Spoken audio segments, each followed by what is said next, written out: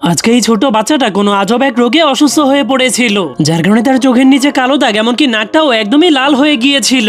এই জন্য তার মা অনেক ভয় পেয়ে জলদি করে তার মাথার উপরে ঠান্ডা পট্টি দিয়ে দেয়। কিন্তু অসুস্থ বাচ্চাটার প্রতি তার মায়ের এত যত্ন দেখে কালিয়ার অনেক হিংসে হতে শুরু করে, যার কারণে সেও মায়ের ভালোবাসা পাওয়ার জন্য অসুস্থ হওয়ার নাটক করতে শুরু করে দিলেও তার মা তার দিকে কোনো খেয়ালই করে না। এই জন্য সে বুদ্ধি খাটিয়ে নিজেকে অসুস্থ দেখানোর জন্য তার চোখের নিচে কালো কালি লাগিয়ে নেয়। সে ভেবেছিল এসব দেখে এবার মা তাকেও যত্ন করবে, কিন্তু সে দরজার সামনে গেলেই দেখতে পায় মা ডাক্তার আনার জন্য চলে গিয়েছে।